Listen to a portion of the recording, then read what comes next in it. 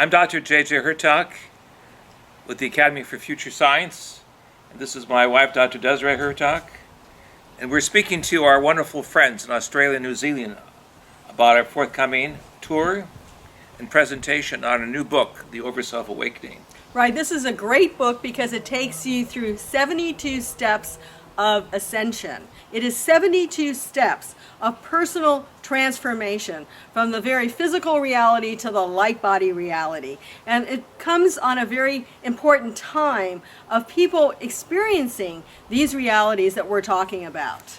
Indeed, the book goes into the energy points or sacred areas of the world that are like the acupuncture points of the human body. Here you see a cosmogram or cosmic picture of the sacred zones of the East and the West, coordinated by what we call the Overself figure, the human consciousness, self-realized and symbolized by the female form that represents a greater compassion and a greater love of embracing all of the major cultures of the world with an ecumenical vision of brotherhood, sisterhood, and partnership.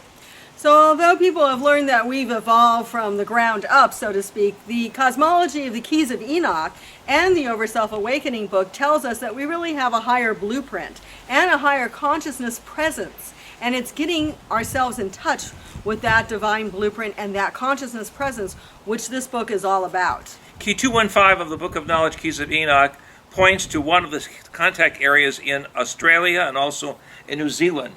It represents really one of the most advanced teachings of cosmic awareness and how we are going to interact with what we call the cosmic others, those civilizations that want to help the human race survive the challenges of economic, environmental, and political change that we see on all sides of the planet. We've had the opportunity to work in Egypt, South Africa, Brazil, Japan, all throughout the world, and through our film documentaries, we've been able to peer even under the ocean and find underground and underwater pyramids, actual structures that refer to an earlier blueprint of civilization. So to bring all of this together, we're going to be showing you some of the excerpts of our work with the indigenous people in South America, in Egypt, Africa, and more importantly, in the area of Australia and New Zealand, which is an area now being activated in terms of the extraterrestrial and ultra-terrestrial presence. Desiree, what do we mean by the use of the term ultra-terrestrial intelligence? Right, so many people understand the use of the word extraterrestrial, although many extraterrestrial beings are not limited to the third, fourth dimension. Some of them are coming in through walls and different doorways coming through your ceilings. That's a fifth or sixth dimensional intelligence. But the ultra-terrestrial beings actually are much greater than that. They are using light dimensions and light energy. They are what many have in ancient times equated to the angelic messengers, or we'll say the lords of light.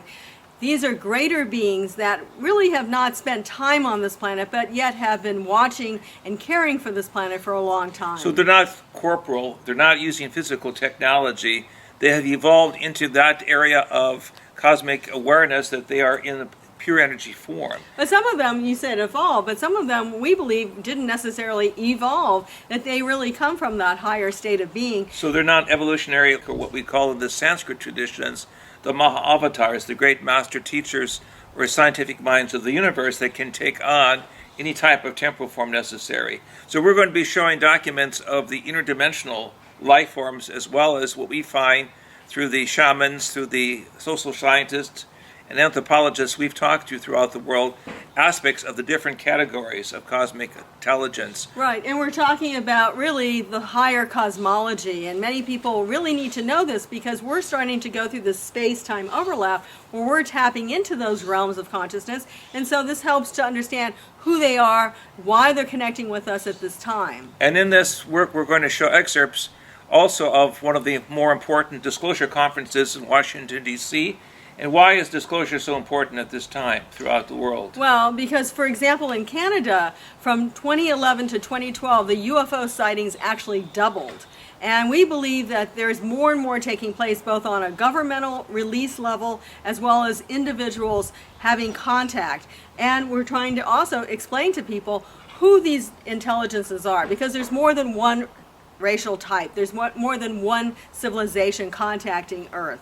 In fact, the former Minister of Defense for the government of Canada, Paul Hellyer mentioned at the Washington, D.C. Disclosure Conference in 2013, what we had already said in 1995, that there were at least 4 different extraterrestrial groups or categories that have now been recognized by high authority. And so we're going to look behind the scenes, since we participated in the first disclosure conference and the more recent one, to see what new information is coming forth, what this means in terms of challenging the old scientific paradigms of life only on Mother Earth, and what this means in terms of raising consciousness and looking at the spiritual significance of the understanding of the deeper aspects of the mystical traditions of early Christianity, the symbolism of the tree of life found in indigenous cultures, as well as the blueprint presented in the Keys of Enoch, which shows that we are but one part of a much larger tree of life, a cosmic tree of life that reaches beyond Mother Earth